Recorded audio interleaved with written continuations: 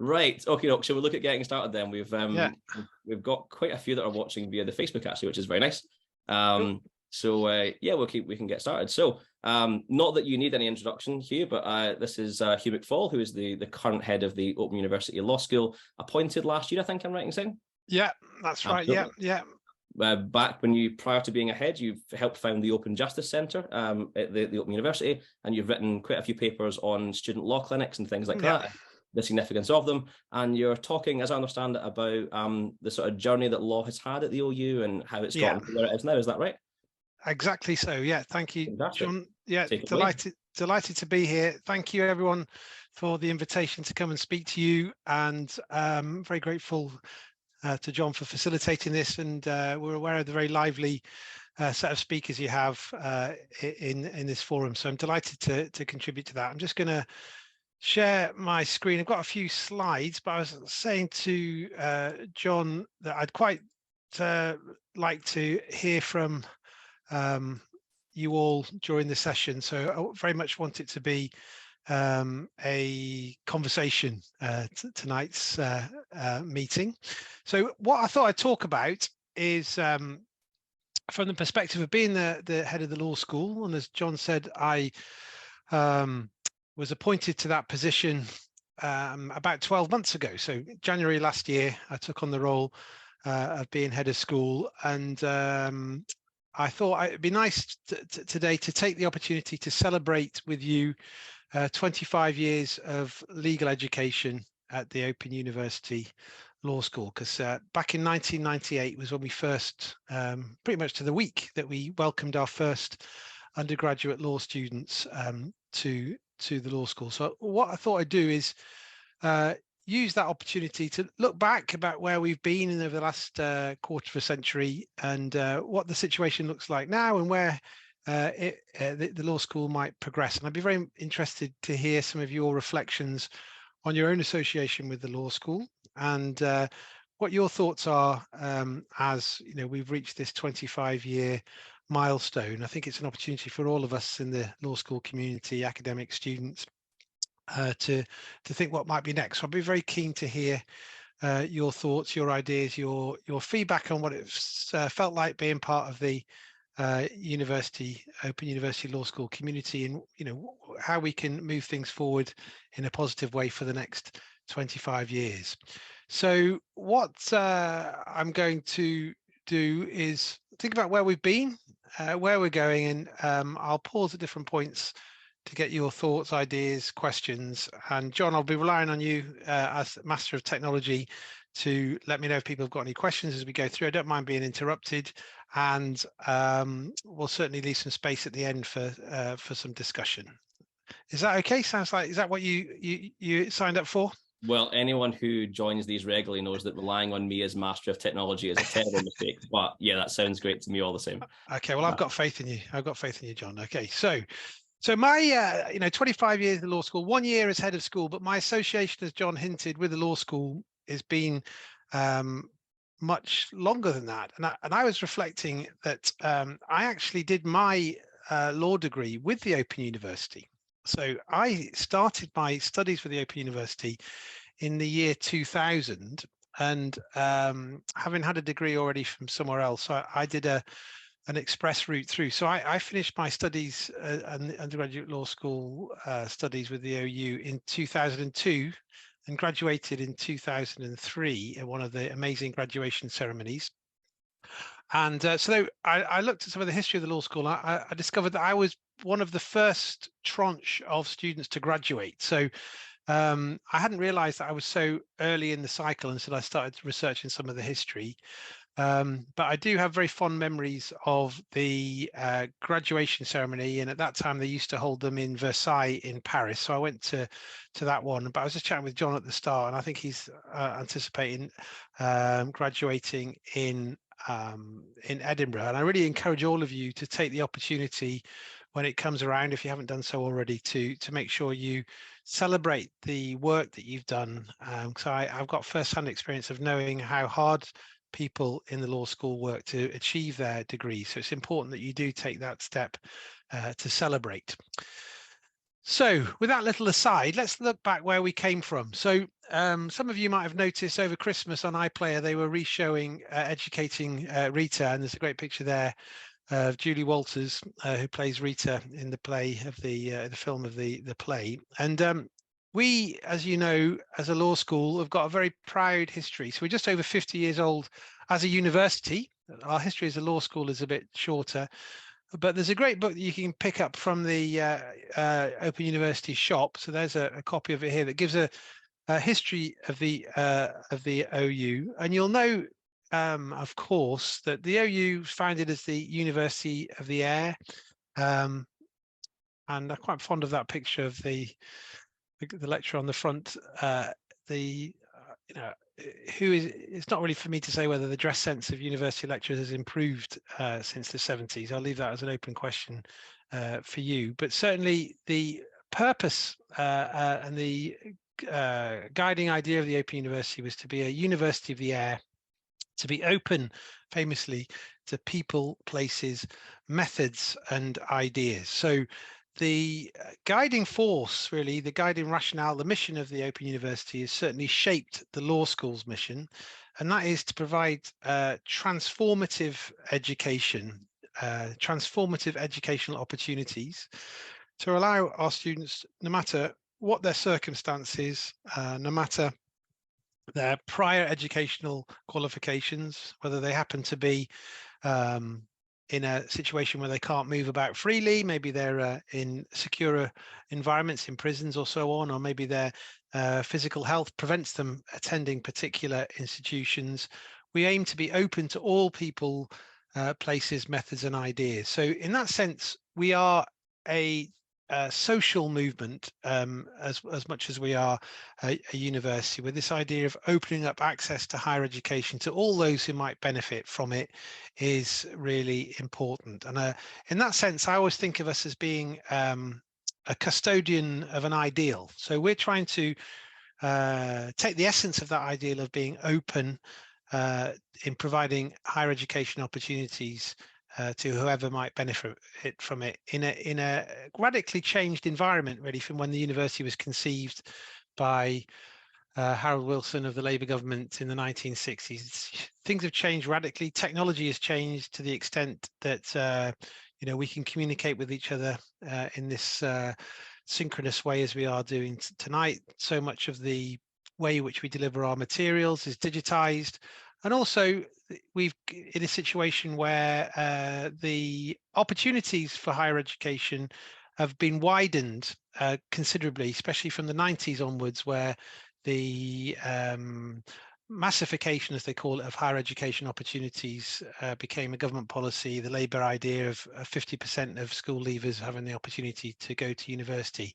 So in many ways, the way in which you could kind of look back at the Open University's mission has really shaped. We were at the vanguard, really, of this change that now has kind of caught the imagination of much of the wider university sector to making higher education as open and as accessible as possible to everyone.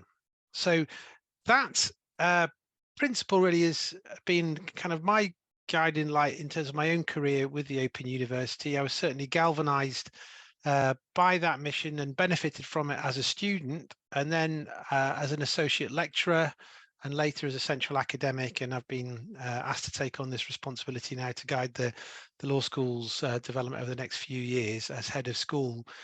But I suppose if I was to put my finger on, you know, what is it that makes me so committed to the ideal of what the Open University offers in terms of its education, it would sum up in a story I could tell about the experience of awarding a degree to a student in the law program who studied the degree whilst in prison. So he was serving quite a long prison sentence, and he'd made huge strides in terms of his own legal education. He was an excellent student, got a first-class degree, and I was asked to deliver the degree in a short degree ceremony in the prison. And I found that experience of, you know, celebrating with someone who managed to succeed in their studies through very adverse circumstances to be really crystallized for me what the Open University can offer. So it can go beyond the walls of the prison and really allow someone in those constrained circumstances to really transform their own future opportunities, but also their own sense of themselves. And going back to this idea of the graduation ceremonies, that's something you can really almost touch in the room. It's a very tangible sensation of people, sense of self-confidence and self-belief that comes through achieving a degree in what can be quite challenging circumstances for many students. So that's the backdrop by which the OU Law School operates. So we're very much part of that overall educational ideal. And going back now in terms of our history to the origins of the Open University Law School. So law comes a bit later in the genesis of the Open University. And partly this is to do with arguably some kind of nervousness, I think, on part of the profession to back and recognize a distance learning degree. Because as you know, the legal profession in many instances is fairly conservative, with a small c at least, in terms of its approach to change. I think it'd be fairly uncontroversial to say that in many aspects the legal profession is one of the more traditional in its outlook than others. And we could talk about what reasons that might be, as the influence of the common law in terms of shaping the thinking and the reverence for tradition that exists within, hardwired into the structure of legal reasoning. Does that affect the outlook of the profession? Potentially it does. And so we, I think the university authorities were aware that they needed to engage carefully with the profession in setting up an Open University law degree, and also, to make sure that the degree had credibility in the eyes of the profession. So the solution to that was twofold. One was to appoint a well-known and well-loved, in fact, legal professor, Gary Slapper, who was a prominent public speaker and regular contributor to the Times newspaper. And he was the first professor of the law school. So he was a predecessor of mine as head of school. And to give you a flavour of the man, he was very committed to this ideal of open access education, and he had a very popular early Twitter account where he would very often recycle some classic law jokes, and as I said, a regular contributor to the Times. So some of collated for you some of my favourite of his jokes from his Twitter feed. Unfortunately, Gary died tragically young, and so he's no longer with us, but his legacy for the law school is in setting that foundation for the law school. Very high profile, very credible figure within the academic and professional legal establishment. And also the decision was taken to partner with the College of Law. Now, some of you will be aware that there is a body called the University of Law, which is a well-known provider of professional legal education. So the initial OU law degree was delivered in partnership with the College of Law. And I think that kind of allowed the Open University to establish its reputation amongst the legal establishment as being a credible provider of legal education at a distance. Am I right in saying that Gary Slapper's column in the Times was on strange law, wasn't it? It was on unusual kind of arcane pieces of law and things like that. And that's right. Yeah, he had a great way of popularizing legal issues, little funny facts, arcane ideas. And also he was a recognized academic and researcher in the area of corporate manslaughter, which he had a big influence on. There's also, some of you might have come across the introduction to the legal system by Slapper and Kelly. So he was Slapper's not a name you forget very easily, is it? Anyway, but he was... as someone who's printed it on quite a few leaflets for our Gary Slapper Memorial Moot, it does still jump out at me whenever I type it down. That's right, yeah. Yeah, John, so remind everyone, I'm sure everyone's aware of the Gary Slapper Memorial Moot. I think that's a really good point that you raised that. Do you want to highlight that at all? Yes, we've been running it now for a number of years. I think not too long after he died, we started it. It's been going now for a good number of years. We had our final for it just recently. I went down to Milton Keynes on the campus, and we had it down there, and Zoe O'Connell was a really deserving winner.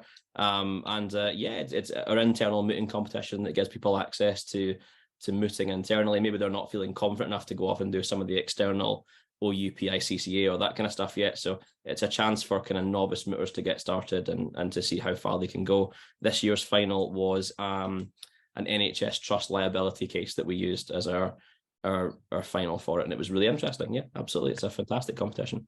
Fantastic. And what a great tribute to the aims and the ethos of his professional life. That, as you say, it's a way, the way you structure that mooting competition is open to people who might not otherwise benefit from it, which is the whole point of the way he saw the role of the Open University. He was trying to open up access to legal education, and as the first open access and distance learning degree, I remember him giving a talk once at the launch of W100, which is our first homegrown module. And he said that the great thing about what we're doing is, yes, we're opening access to the profession, to people who might not otherwise be able to access it through allowing them to study the academic stage of legal training with us. But also he said that, the size and scale of the Open University is such that what we're doing by providing open access legal education is contributing to developing an educated citizenry. So he said that if citizens of a country understand the law better, then we'll be a better society for it. That the idea of a functioning democracy governed by the rule of law depends upon people who know the law. And so the more you democratize understanding of the law, the better democracy will have. And that always struck me as being a very nicely articulated justification for studying law for its own right, rather than necessarily having the aspiration to go on and practice law. That, being a citizen who understands the law, has an in-depth appreciation and understanding of it, is going to be of benefit not only to the person who has that knowledge, but their family and friends who they're able to share it with, and those perspectives that they can offer. So yeah, so that's the kind of ethos behind it. So how did we develop? So as I said, we had Gary leading the law school in its early stages. Key dates for you are 1998, we opened our doors. 25 years ago in 1998, I wonder if anyone knows what the best-selling UK single was in 1998, just to put some context in that. You'll be Googling it furiously. John, I can see you're not Googling it. Do you know off the top of your head what was the biggest selling UK single in 1998? I don't mean to suck the air out of the room here, but I was 4 in 1998. Maybe it's your first single you bought. Maybe. Yeah, would it been a bit of Take That or something? Well, or? Good guess. I'm not sure if there's anything coming in on the chat. Does anyone know? But maybe a Spice Girl song. Someone. Well, maybe that. Good guess. Yeah, it goes along with the biggest grossing film. The one that won the Oscar was Titanic. So it was the theme tune to Time My Heart Will Go On. So it's one that you perhaps don't want to hear again. But that's what was going on in 1998. Also interesting in 1998 was when the Labour government passed the Minimum Wage Act. So that was the first time the UK legislated for a minimum wage. So that's 1998. That's the kind of social context we're operating in. And our doors open to law students in 1998. First period, as I said, the law degree is delivered in partnership with the College of Law. So effectively, we used materials developed by the College of Law, but developed them and taught them using the OU distance learning pedagogy. Once the OU Law School started to find its feet a bit more, then by 2006, we started to introduce our own modules. The first homegrown module was W100, an introduction to law. And then students would study that and then go on to the College of Law produced course. And then by 2014, the university saw that there was a future for the OU delivering legal education. Numbers were growing, interest in law was growing. We becoming a respected provider of legal education. And by 2014, we launched our first fully OU produced undergraduate law degree, which meant that the partnership with the College of Law, then by that time the University of Law, discontinued. So we were very grateful for their support to begin with, and then we become an independent outfit from 2014. 2016 was the start of the Open Justice Centre, where we dipped our toe into clinical legal education. I'll talk a bit more about that in a minute. And then 2021 is another important date, is when we first submitted to the Research Excellence Framework exercise, which is the, I'm sure you're aware, is the way that the government assesses the quality of the research that's going on in our university. So that, but it was only until it wasn't really until 2014 that we had enough people in the law school to be doing the research as well as the teaching that allowed us to start doing that. So that's the momentum, as you can see, it's starting to gather. So this kind of gradual process, to the point now that we've reached a situation where we've helped 60,000 students achieve their professional and personal ambitions in terms of studying law. And we found out recently that the youngest ever judge has just been appointed to the immigration tribunal, and age 29, and he did his OU law degree with us. So that's a nice way of celebrating the 25 years. So that's a little bit of a flavour. I spotted that. It was quite the story. That was really, yeah, the legal, yeah. Well, was it 6 months he spent at the bar or something? I mean, it was not a huge window of time, and then immediately escalated. Yeah, that's right. Meteoric rise. Yeah, it's in Legal Geek. Well, either me or you, John, will find the link to the story during the session and put it in the chat. But yeah, I mean, he was worked as a civil servant in the Home Office as well, so he was managed to cross apply some of his experience from that. So yeah, great success, and shows you that the OU law degree really does open a huge amount of doors for people. So we're really pleased to have that little success story. So in terms of curriculum, then where are we up to now? So this is kind of where we've come from. So now we're at one of the most popular degrees in the Open University. We're the largest law school in Europe in terms of student numbers, about 7,000 students. We're going through a program at the moment of redesigning our undergraduate law degree, partly to provide more choice for students as they go through the degree, and partly to respond to the post-Brexit legal landscape. So clearly there are some, law always changes, as you're aware, but that, Brexit was a big change. So we had to incorporate all of that. And to respond to the Open University's EDI agenda, so the calls to decolonize the curriculum, and also to respond to the significant changes in the way solicitors are qualifying. So we've introduced modules at level 3, which are being written at the moment to support people in their SQE, so solicitors qualifying examinations, to help people support that. So there's a lot of work going on at the moment in the law school. If you'd have met me last year, I didn't have any grey hair at all. John, you remember when you first time you met me, you said how young I looked, and now you don't say that, do you, anymore? So I'm not totally convinced that I said it then, but we'll move off that. Our recollections differ. We'll leave it at that. I mean, out of curiosity, are you able to tell us maybe some of the potential new modules that you're mulling at the moment, or with a view that they're potential, and we all understand that?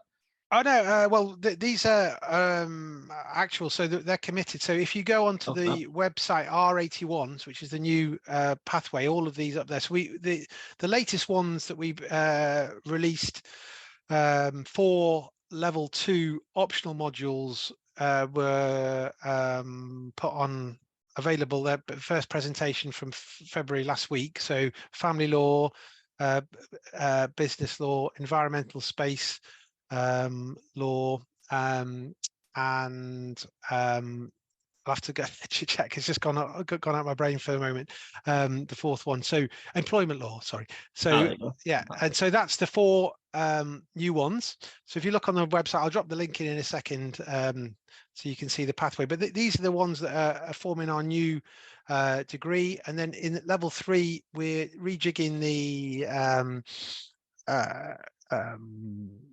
pathways slightly in terms of offering additional 3 additional modules to support SQE1, and then also we've decoupled land and equity and trust. So we used to have a 60 credit module, land 302 it was called, land and trust together, land, equity and trust. So we've decoupled those.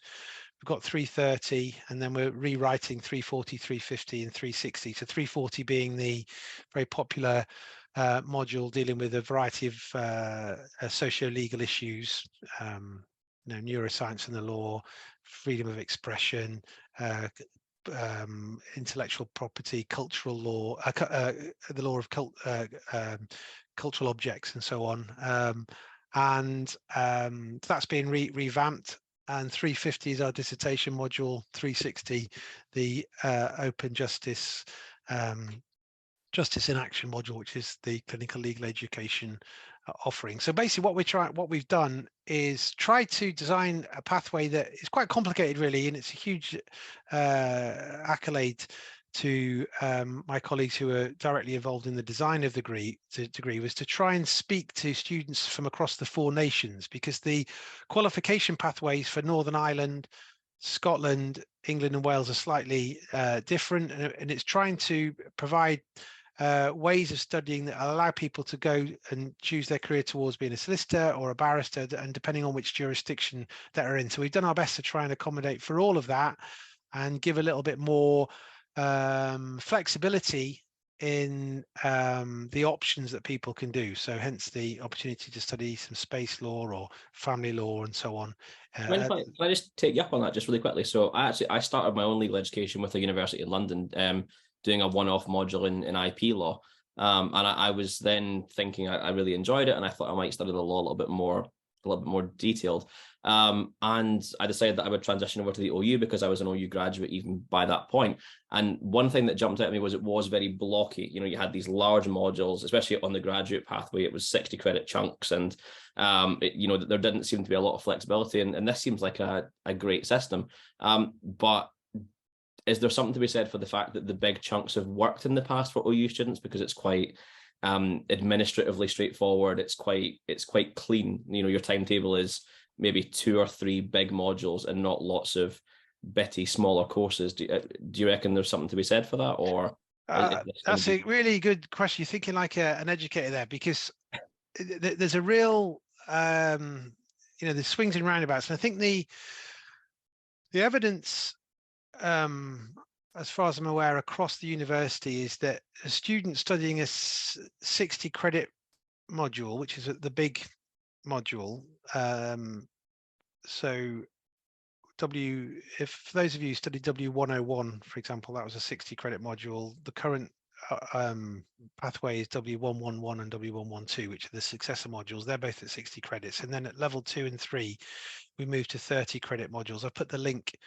I will definitely discuss the PhD program, and I've just put the link to the new modules on the thing. You can see that the names: business and employment law, evidence law, family law, international, environmental and space law are the 4 names of the 4 optional modules. Now the question is that there is some evidence to suggest that the retention rate for students sticking to a 60 credit module is higher than making them do 2 30 credit modules, because I suppose what you're doing with when you split a module up into 2 30 credit modules, arguably you're giving an additional opportunity to fail, really, because you've got 2 key assessment points in terms of the end of module assessments. So that's one way of looking at it. But the other way of looking at it is by offering 30 credit modules, which are often, the key point here is, from the perspective of the student, is that you'll be doing usually 2 at the same time, 2 different modules, probably consecutively often. Then you've got, you're getting used to 2 different tutors, 2 different module websites and stuff. It's just, there is some hardwired into it. There's some additional work. But what it does give you, as you've said, is it gives the way that you go through the program as a whole much more flexibility. And arguably, the more choice that you have, the more ability to pursue a path that's relevant to you, and therefore you're more enthused by and more likely to get through it. And I think it's that balance. So I think you raise a really interesting question. You'll note, though, at level 1 we have 60 credit modules, and that's deliberate as well. And arguably that that's the most vulnerable in your journey, really, to not carrying on, because you're getting used to it. Yeah, good. So get some good questions in the chat box. Can you ask about the LLM? I'll definitely come to the LLM now, and about the PhD program. Yes, that's on the slide. And then Rebecca says, the more ownership you have, maybe the more engagement, therefore better outcomes. Exactly, yeah.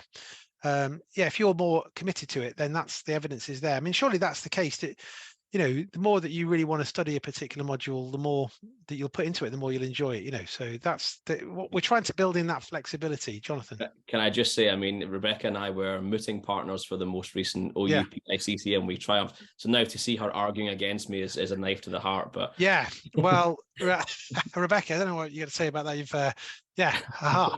So I'm not sure. Yeah, never. That's lovely to sit here. Excellent. Congratulations. Yeah, so LLM. So the LLM we've had for a while. So that's due for a bit of a refresh. So we're looking at the moment, and I quite like your thoughts on this as a group. This is a bit of free market research for me. Is we're trying to work out the best way to take opportunity of the changed landscape in terms of SQE, also in terms of what people are currently interested in. We're doing a lot of research into how we can make some changes to our LLM that will meet the needs of our current cohort of students. So an LLM is a fairly niche qualification overall. I mean, obviously the LLB is a hugely popular module, not just at the Open University, but nationally, whereas the LLM is a much narrower cohort of students, because most, you wouldn't need to do an LLM to fulfill your professional ambitions to practice law. And so it's a smaller market of people who are interested in it. So we need to give that quite a bit of thought to make sure we develop a portfolio of postgraduate modules that will really enthuse people and allow them to engage and succeed. So that's something that's ongoing. So we do have an LLM now, and we're looking at how we can improve it. And as we go on, I'll be very interested to hear your thoughts about that. And yes, we do have a PhD program, which we're growing as our numbers of staff.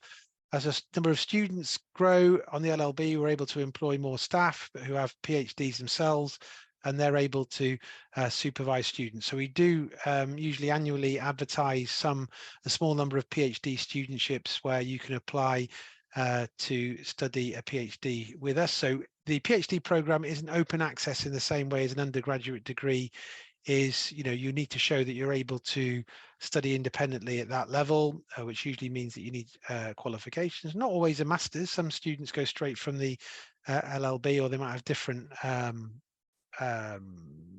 backgrounds in terms of what they can bring to it. But that's something to consider. And then so is there a finance focused supervisor at the PhD level? There is. Well, the great thing about studying at PhD is that you can mix and match between disciplines. So often PhD studies can be interdisciplinary. So there's it's very common to have a supervisor that might be based in the economics department and one in the law school. Usually you'd have two supervisors, and likewise in the business school there'll be people who'd be able to supervise that. So it's well worth exploring. The first thing to do is, if you're interested in doing a specific PhD, is just look at the Open University website, look at the research profiles of some of the academics in the field that you're interested in, look at their profiles and see, is that the kind of thing that you want to study? And then you email them and say, look, quite often people say on the profile that they'll take PhD students, and you get into a conversation about what you're interested in. They'll give you a bit of advice on your proposal and what you're interested in. That's a really great way of doing it. And the other way is to respond to the open call. So sometimes an academic in the school will put out a proposal, a bit like a job advert, to say we're looking for a PhD student to work on this project. And then, we've got a studentship, so you don't have to pay the PhD fees, and we'll give you a stipend to live on. So they get advertised annually. So you have to watch out for those as well if you're interested. But, there's plenty of potential there for that. And I think, there'll be... Could I attach a very modest word of caution to that? So when I was applying for my own PhD, I sent out emails to a variety of staff members who I thought might be interested in supervising my project. And I thought that I would be quite the ugly duckling as a PhD candidate. And so I thought I would have to kind of set the net wide. Go wide, exactly. And obviously, like you say, you can only have 2 supervisors, and I got quite a number of emails back, and there's nothing more agonizing and awkward than writing back to someone who, having brought the enthusiasm out in them for your project, to say, oh, I'm really sorry, but I've actually just agreed to do it with so and so. Well, that's a great bit of advice. One or two at a time, I would say. Brilliant piece of advice, I think, because I think a lot of people who are very, if you are writing a note that is responding to people's research interests. I mean, academics are really fired up by their research. They're very committed to it. They really enjoy it. They, and they have someone who's interested in it, they're very happy to talk to them about it. So you will be surprised at how many people want to help you and be engaged. So I think it's not like applying to a magic circle law firm where you have to fire off as many things as you can. You'd be lucky to get 2 or 3 responses back. It is a different thing, and often it can be refined from the discussions that you have with people. And I've known many academics who you'll reach out to them to discuss something, and they'll say, oh, actually, I'm probably not the person for this, but my colleague so and so, even at a different university, possibly, they would be an excellent person to talk to, and you can get a lot of value from being referred that way, and that sort of thing as well, I would say. Anyway, sorry, I interjected. No, this is definitely what I wanted. I didn't want to talk at you for the whole hour. So it's interesting to hear Isabel say I would be interested in an LLM focused on international criminal law, international public law, human rights, and international arbitration. So that's excellent. So I think it's very interesting combination. I'll take note of that. I would also say I have a very significant number of friends that I've made in the sciences who are interested in patent law, things like that, how they can take their scientific skill set and apply it in a legal context. So I think some science is potentially an interesting one. I won't say much more on that because I've got an obvious I've got an obvious bias in that arena, but I think that for me, scientific IP and things are fascinating. I think they're really fascinating subjects. And I could see how there could be a willingness on the part of employers and things possibly to support scientists who are looking to develop a legal skill set. Possibly. Definitely. That's interesting. I mean, and I'll talk in a minute about some of our research that's going on in the school that links to that. You'll be interested in that, Johnathan. And then it's good to hear from Shine, who says, do you offer the LLM with bar training? Not currently, but we are exploring what opportunities there are for the law school in terms of embracing the SQE2 exam. So we've built some modules into our new LLB that are designed to support people to sit the SQE1 exams, and we are looking at whether it's feasible we can do something to support SQE2, which is the skills-based exam. We don't have any plans at the moment to offer any bar training at the moment, partly to do with doing it in a cost-effective way in our model. We haven't yet found a way of doing that, but certainly we'd be open to thinking about that in the future. So I just wanted to give you a snapshot of where we're up to in terms of the curriculum. So I said, we'd grown in terms of the curriculum, just to give you an idea of what's going on in terms of the research, because we're research informed in terms of the way we deliver our teaching. So all our academics in the law school, of which there are about 43 or 44 of us now, whose job it is to write the materials and the assessments that you all study. All of those staff have time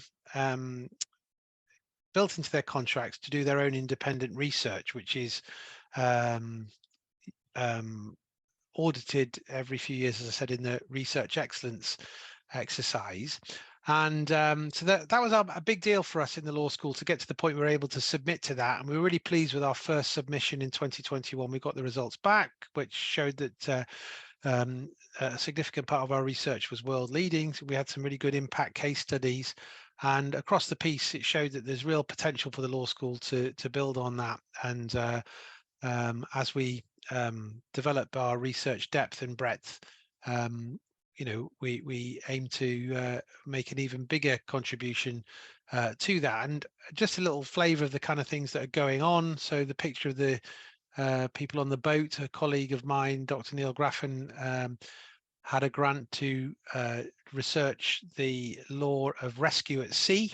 So what's the international law around responsibilities of states to rescue people in the position that those people on the boat find themselves in. And on the back of that, a free online course was developed to support NGOs engaged in that kind of work. We've also got colleagues who have developed an observatory on online violence against women, which is a very topical issue at the moment, with so much in the news at the moment about how different parts of our society are suffering from abuse on social media and so forth. So colleagues have been researching that for some time and are developing some real traction in terms of the way that they're influencing policymakers across the 4 nations in their insights and so on.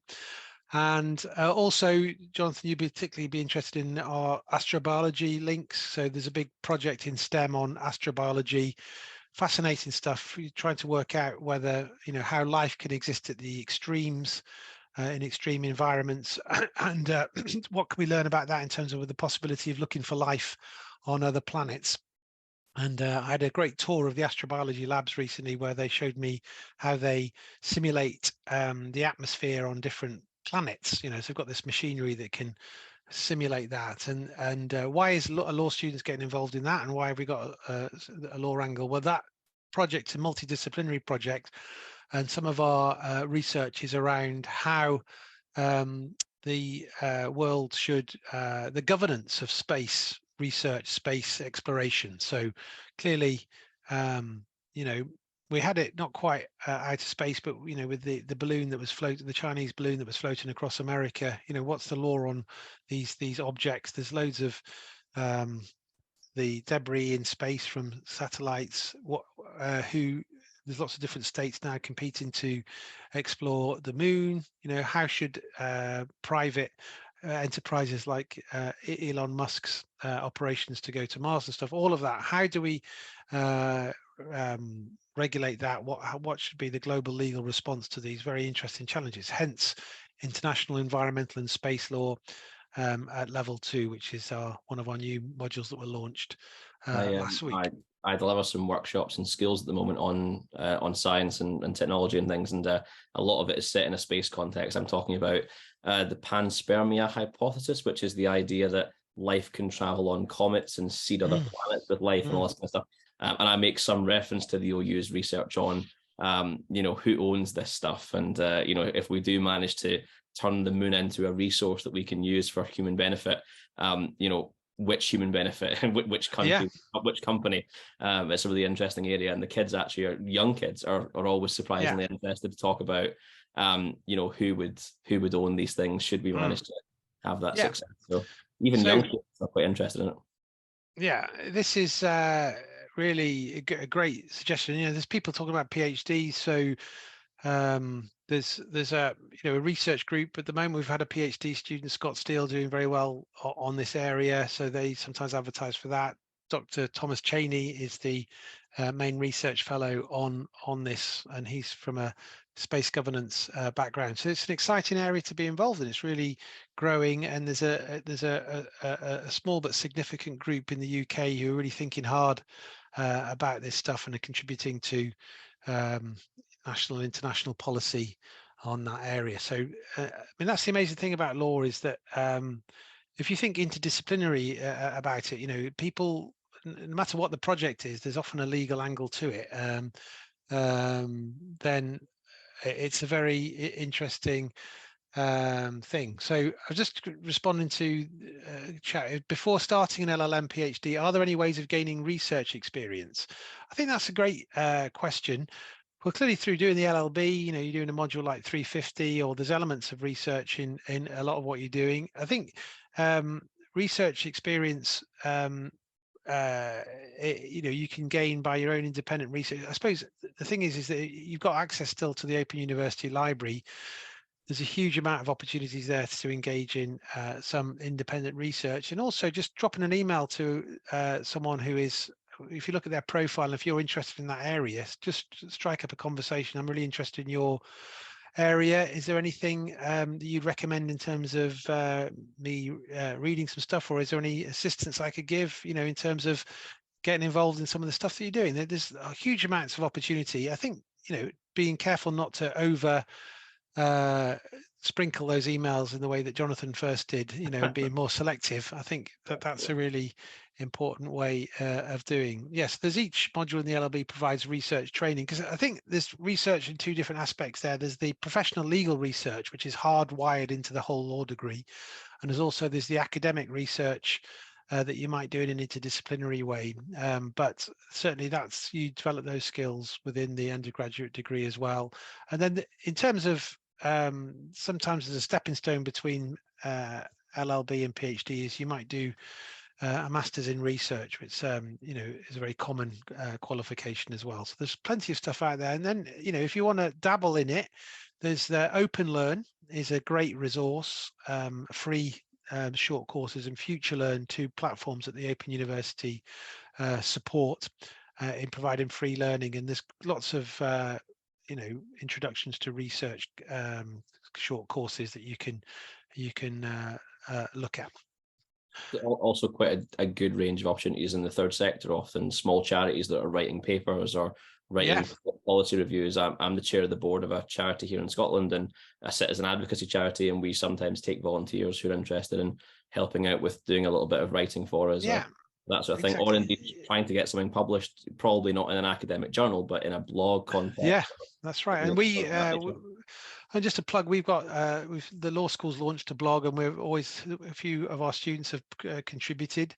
So that's a great way of getting your work out there. And I keep meaning to, by the way, I keep meaning to send you something, but I haven't yet got around to it. I'm too busy doing this. Well, exactly. Yeah, you'd have to write a blog about this. I mean, it'd be good to have a blog about a year of speakers in your seminars, anything like that. So if you look at on the law school website, I'll put the link on in a minute, and you'll see that there's a blog in the law school website. I'm trying to speak and put the link in. I struggle with multitasking, but there's the law school website. At the same time. Yeah, exactly. And so you can see there, and there's a link to the blog. So that would be a good way of dipping your toe into getting some research out there. So there's some of your fellow students have already done that. It's a great way of reflecting, researching, and writing up a short piece. I think it's a really good suggestion in the blog. So in terms of, as well as our research, our public engagement is really important for the law school. This idea of being open access, and we've really been quite creative, and very lucky to have the partnerships that we have in the law school to try and put legal issues on the wider map. So we use Open Learn as a thing, but you've also be aware that the Open University has a very strong relationship with the BBC. So I've put a couple of law school focused projects up there. I don't know if anybody's seen those. I was involved in the detectives program. The prosecutors was a great program. And there's one being created at the moment. There's another series of the detectives coming out, and one of my colleagues is involved in a program about probation. So like when the parole boards meeting in prisons, and the decisions that are made whether to release someone or not. That's going to be a fascinating program. I don't know if anyone's come across these programs, or you're aware of the relationship between the OU and the BBC. So that's something that we really. Rebecca saw both, and they're great. Yeah, they're quite hard watching, weren't they? It's quite alarming, some of the things that they dealt with, but very interesting programs. And the idea is through putting some of these serious and educational, informative programs on, not just in law, it kind of piques people's interest in learning, and then they're funneled through to the Open University website, where they're given some more free learning to develop what they've done, and hopefully it will stimulate an appetite for them to continue studying, or following those ideas. And in addition, particularly from my own experience being involved with the Open Justice Centre, we've tried to take some of the learning in terms of our distance learning pedagogy, our national reach, to develop partnerships with organisations to give our students the opportunity to engage in their own communities and deliver legal education, giving legal advice. So we have our online advice clinic. Members of the public can seek advice. We have projects running with all manner of different partners. I was involved. There's before I became head of school, there's a picture of me without any grey hair, pretty much, there with Joshua Rosenberg, who's hosts Law in Action, and he came to learn about a project we had at a HMP alt course where we had a prison radio project. That was quite a good pre-COVID project that we had going. So it's that sense of like trying to take what's the strength of the Open University, its national reach, our links with communities, our links with broadcasters, our use of digital materials, to try and take the resources that we develop in terms of education and share them as widely as possible, because the Open University isn't here to service itself. It's there to service the students and to engage people with education. So we try and do that in as many different ways as we can. So where next with the Open University? Well, I think we need to still, right from the start, we were concerned about how we support the profession, connect with the profession, to allow our students access to the profession. So that's something we're still actively considering, but we were delighted to find that, you know, our students are becoming judges even at the age of 29, and they're getting to the highest levels of the profession. We've had people join the government legal department, Magic Circle law firms, barristers' chambers. So we're really, you know, achieved in our fundamental aim of opening access to the profession, but also opening access to legal understanding. So connecting with our students to do that, thinking of new ways to do that using different technologies, and connecting our research with societal challenges. So that's the new strategy for the university, is thinking about how our research can connect with societal challenges. And I'll just finish off, Jonathan, I don't want to go on too long, but I'll just finish off with one example about how I think we can do that, and how I've worked to do that is our relationship with the United Nations and the Sustainable Development Goals. So you'll be aware that the Sustainable Development Goals were agreed by the UN to try and deal with series of issues of poverty, to make sure that development was sustainable in an environmental sense and also just. And this kind of movement really calls upon universities to be important engines in terms of delivering the Sustainable Development Goals and guiding people to in development of policy and the dissemination of that policy in terms of the SDGs. So the thinking around this is that universities are front and center in helping the world, through the UN Sustainable Development Goals, achieve some of these very important principles. And part of that is PRIME, the Principles of Responsible Management Education. So a key milestone for the law school was we became a signatory to this body, which kind of holds outfits like the law school and the business school in the OU accountable for their contribution towards the Sustainable Development Goals.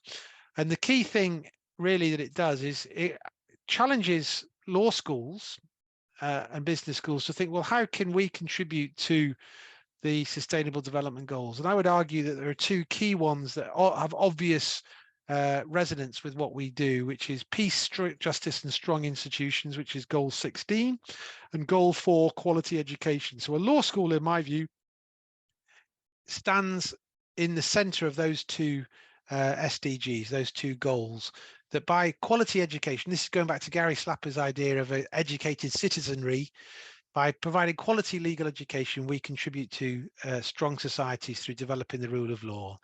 And I would argue that one of the ways in which we've done that is we developed a project with the United Nations Office on Drugs and Crime, where we took our knowledge of developing online courses to support a project that was a global project to use education methods to try and tackle corruption, so developing anti-corruption pedagogies. And we worked with them to develop some online learning to support their project and to support the training of lecturers globally. And what we were trying to do is support them in developing a community of practice of legal and other academics from other disciplines to help use their teaching in a way that would bring anti-corruption understanding and awareness to higher education. So it's a really interesting project. And I think what it was doing is responding to the call of Jonathan Sachs in this great article in terms of, this kind of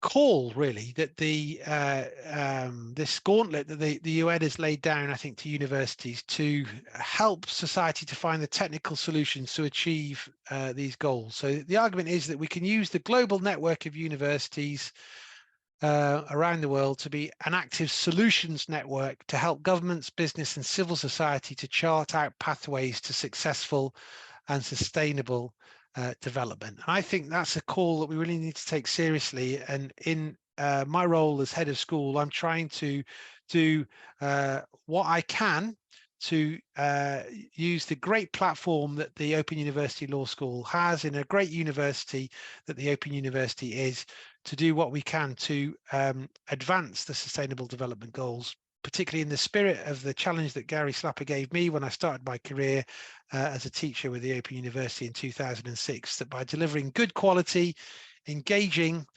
distance learning legal education, not only do we help people who wouldn't otherwise have access to the legal profession to become legal professionals, but more importantly, we develop a citizenry who understand, appreciate, and promote the rule of law in their societies. So that's what we're all about.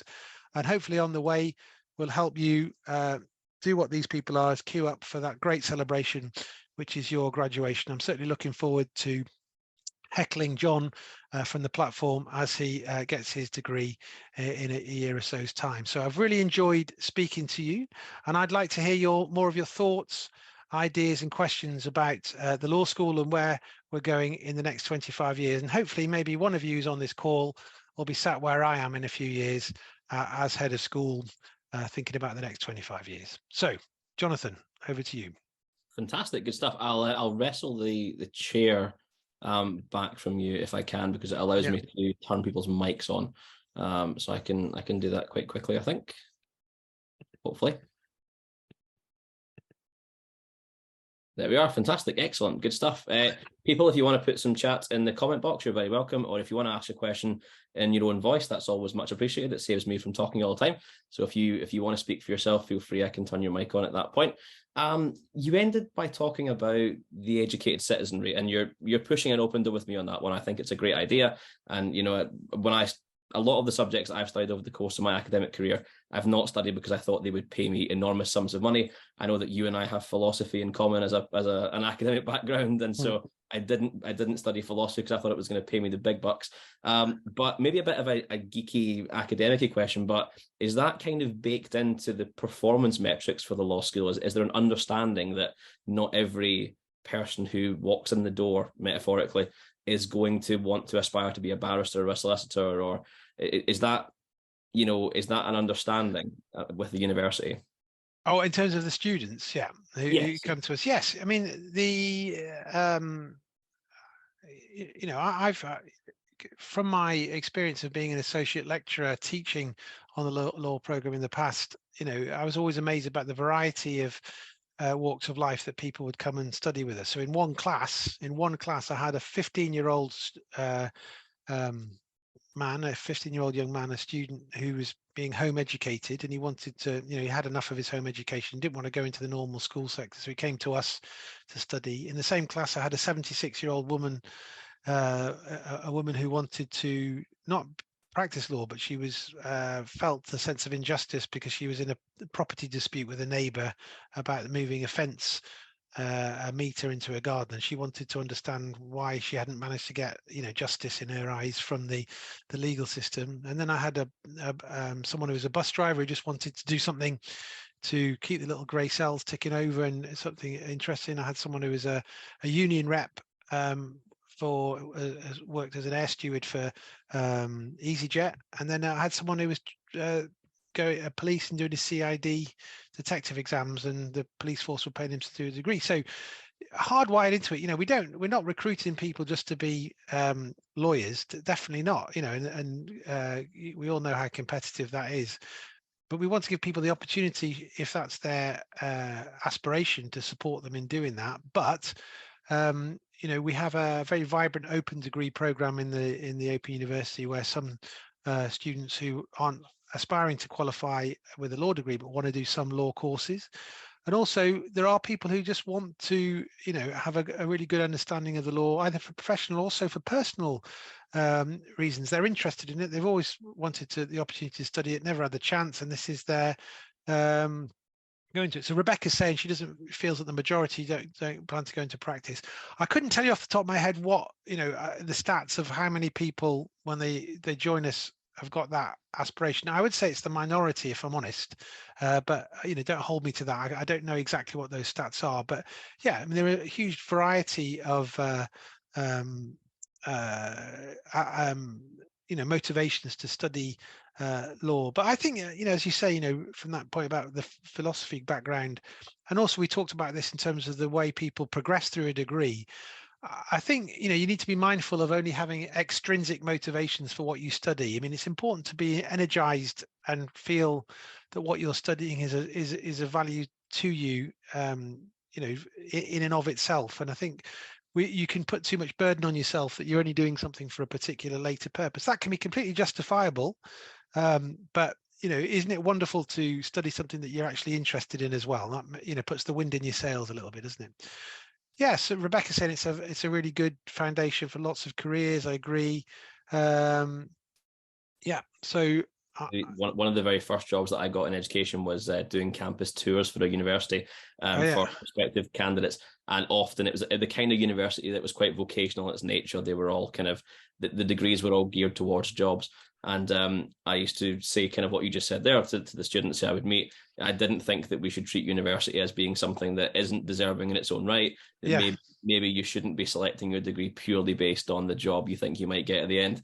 And the students were sometimes quite inspired by this, but the mother invariably gave me a really annoyed look when I I made that comment. I think parents, as much as young students, can be motivated by the idea that university will be a way to transform their prospects and get them into a certain career. I mean, I suppose for me, I genuinely believe that the Open Universities offers transformative education, but transformative to me can mean several things.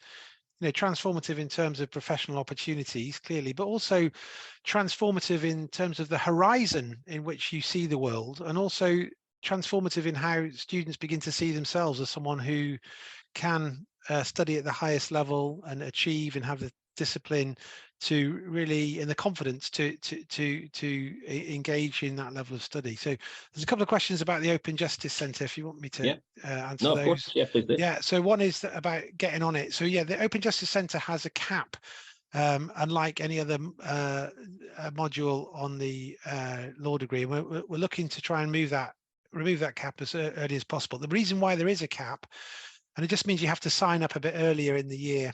So it goes live in March, I think, where you can start to sign up for the J presentations. And people do sometimes want to get on it, but can't because it's full. And the reason why we cap it is because in order to run the projects that support the module, we try to give students real, not simulated projects, but real client experiences. So you're dealing with a real member of the public in answering legal queries. You're actually visiting, working with the prison project. You'll be going into the prison, or you'll be doing policy clinic, whatever it is. There is one simulated project, mediation, but we try to keep the quality of the experience is such that students have that kind of live client, which can be unpredictable, and sometimes you don't quite, you're relying on external partnerships, so you don't have a lot of control sometimes over the partners that you're working with. And therefore, in order to make sure, it's a balance really between having as many people on it as we want to do it, but also ensuring that the quality is there. So we're still in the developmental phase really, to make sure that we can offer it to as many people. Why don't the OU do the bar professional training course? Well, partly it's the model of it is quite problematic. Well, it's quite challenging in terms of distance learning to do the kind of skills development that's required. And secondly, it's quite an expensive course to run. And the OU model is based on quality for quite a larger number of students. So we struggle to provide quality courses to very small numbers, and the BPC market is fairly saturated. So that's a market we've looked at, but it provides us with some kind of challenges really in terms of making it work for our model. So there's no immediate plans to do that, but we're keeping everything under review, as we should be, because as the external context changes, and it's changing all the time, so should the law school, so should the Open University. Yeah, and so this is about giving access to justice earlier on, so the pro bono to get it faster. Well, the new SQE modules on level 3 are also designed to support that kind of professional skills development in a way. Also, there is some extracurricular opportunities that are available for students on any of the modules, and not only until level 3. But there's advice on the W360 website, on the Open Justice website, for you to connect with other partners locally. So Johnathan was saying in terms of connecting with your local organizations in terms of getting a research experience, but other ways of doing that. Clearly, the best advice I can give you if you want really good access to justice advice is to volunteer with your Citizens Advice Bureau, because they're always looking for people, and they're always keen to hear from people who are studying law degrees. So there is opportunities for you locally to connect with that. And once you start down that path, and a lot of the skills that you develop will be very useful for your SQE and also for doing 360 later on. And Citizen Advice provides some really quite robust training as well. I have some friends who have gone down that path, and actually they provide some pretty robust training. Yeah, they do. They're fantastic outfit. Yeah, thanks, Jonathan. So I've taken the SQE route. Will that just get us prepared for the exams, or we sit those through you? No, you sit the module, so you get the credit for doing the SQE modules, and therefore they will go towards your degree. But the SQE exams are done by a central body. They're not done by universities. So the preparation, universities can offer preparation to sit the exam, but the exams are set nationally. So this has been excellent. So loads of engagement. Yeah. I quite like that you started your talk by discussing prisoners. So I know that the OU does quite a lot in prisons, but it's not something that's front and center. And I understand why. I sympathise with why not, but it is fantastic the way the Open University connects with prisons and provides some support to prisoners. I was quite heartened when you opened your talk in that way. Yeah. What is it the law school does in prisons, kind of in a bit of detail? Well, what we've in common with the university, we have a department in the university called the Student in a Secure Environments Department, which works to try and ensure that our degrees can be offered to students who are studying in secure environments, whether that's in the prison estate or in related institutions. So we did have a period where the 2014 degree was written in. It was one of the first to go online fully, and it was difficult to provide the materials to people studied in prisons who don't have access to the internet and computers as easily to get access to it. So what we did was I was involved in working quite hard to ensure that the degree was made available to students in prison, which it is again now. We have through our associate lecturer colleagues, they're able to provide tailored support to students in prison. Also, we have a connection with the St Giles Trust through the Open Justice Centre, who do work with people who have been through the prison system. So we've got quite a lot of connections there. Also, this is pre-COVID, because the COVID stuff was really difficult for face-to-face prison engagement, because you can imagine the difficulties. It's difficult to get into to develop these projects anyway, and then that caused a problem. But we're looking to reignite those kind of programs through the Open Justice Centre. So and then some of our researchers also do research around prisoners. There's a colleague in the business school who's just done quite a lot of stuff on experience of trans prisoners in prison. So that's some quite sensitive and very interesting research going on. So I suppose it's at all levels, really. You know, it's through engaging. I think that's really where the openness of the open to people, places, and ideas really comes alive. I mean, for me, that experience of I've tutored people in prison, I've run prison projects, and I've done graduation ceremonies in prison, and I think some of the best students I've had have been people who are in prison, because they're very, really, it means so much to them to have that opportunity. And also, if you look on the Open University website, there's a great bit in the archive about the role that Open University education played in Northern Ireland in some of the very difficult, dark days of the Troubles, in terms of giving people access to that. And that sense of developing an educated citizenry and improving the rule of law was really something that was very much alive there in that period.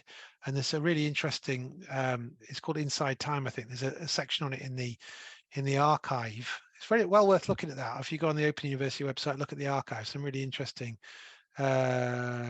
Also, Chris, I also do work with St Giles Trust, but on county lines and knife crime. Wow, that's amazing. So that's well, you wait, because the second next series of the detectives, when they do the call to action, we did a video with some guys from the St Giles Trust. We interviewed them about their county lines work. So they do amazing work, the St Giles Trust. You should look them up. They're a fantastic organisation, do some amazing work. On knife crime. I know about that's fantastic. Such a hugely impressive. I've been to their place in in South London, and really fantastic people there, and very, very important work that they do. Really impressive projects. Hugely impressive. Yeah. Can I ask you, just on a kind of personal level? So one of the first teaching jobs I got, I was doing some teaching, and my contract came to an end, and they said, you can stay if you want, but the only job we've got for you is to go into prisons and do teaching. And I really contemplated it. I really thought that maybe I should do it, and I decided that maybe wasn't a good idea, because frankly I was a little bit scared. I was a little bit apprehensive. Yeah.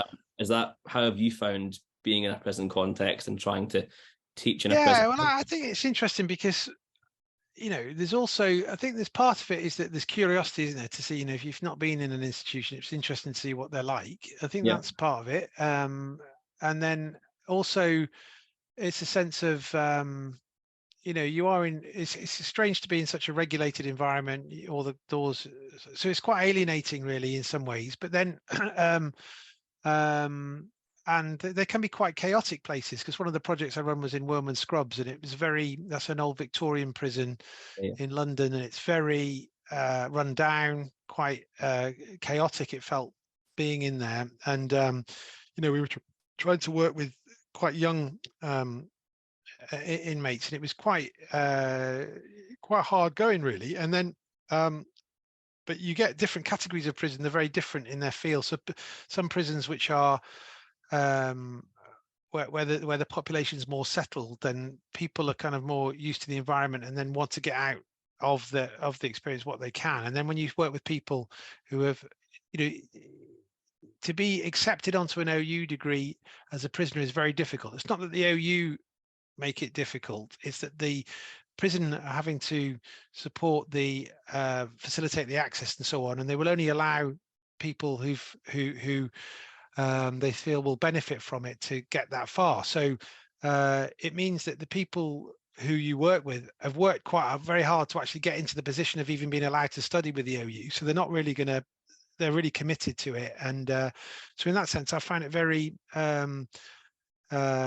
rewarding, the work, and very interesting. I mean, we've got a very large prison population in the UK, proportionate to other European countries, so we seem to like sending people to prison in this country. And it's and I think we need to do more. And this is going back to the Gary Slapper idea of being an educated citizenry. I think it's part of the thing. We need to understand what the social purpose of these institutions are, and if we're willing to support a system where lots of people get sent to prison, maybe we should be supporting in other ways, in making sure people don't get sent back and given the best opportunity to thrive when they're on the outside. Look at that, brought it full circle in the end. Brought it back to the beginning. Good stuff. Fantastic. This was really interesting. I really enjoyed it. I know that you said that you hope there's a future head of the OU Law School in the audience. Well, I hope there's a future associate lecturers, or future PhD students, whatever. Yeah. I think we're a community, aren't we? That's the way I see it. Is that I certainly feel very lucky to be part of an institution that's given me personally a huge amount, and also I've seen it benefit other people. So that idea about being custodians of an ideal, I think we all are that. That we're part of an academic community, and what I really like about the organisation that you're chairing, Johnathan, is that you seem to be very supportive of one another. And I think that's wonderful to hear and to see.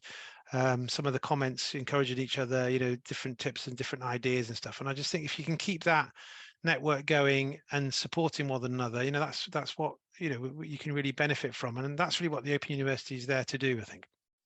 They just know that I'm a fragile soul and need buoying up a little bit to get through the call. Yeah.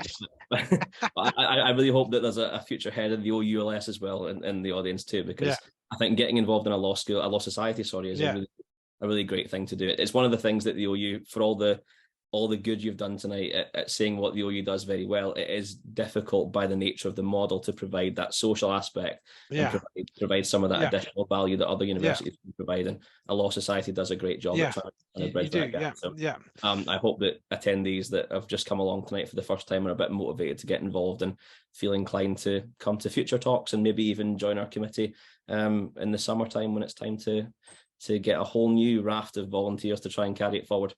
Yeah, that's great. And you're getting some great affirmative comments there. Johnathan and the OULS have been doing an amazing job with all the work and the moots. It's a great law society. And you're telling me that you've got something good lined up for the next meeting in March? We've got a series of different guest speakers that are going to be joining us for the March to April calendar. A dual qualified solicitor from the UK and America. We've got a couple of academics coming along to discuss their research and things. We'll be putting the calendar out just next week, and there'll be some really fascinating stuff inside of that. This was really enjoyable. I really hope that you found it pleasant as well. And you began by commenting on my whiskies behind me and saying that we send little gifts to everyone who comes along and is a guest speaker, and it felt mean to make you the exception to that. So there's a little bottle that I've sent on its way to Milton Keynes. It'll be there waiting for you when you arrive. That's that'll teach me for teasing you at the start. So thank you so much. That's really very generous of you. I always do it before the talk starts. So sometimes, sometimes you live to regret it. You never know. But But you're definitely not an example of that. So I really hope that you enjoy it when it's fine. That's very sweet. I look forward to that, and I'll raise a glass to you all. And hope to see some of you at graduation in the near future. And keep in touch. And any suggestions for us about how to improve the school, and any suggestions for improving the curriculum, and best of luck. It's really a pleasure to spend some time with you this evening, and thank you, Johnathan, for the invitation.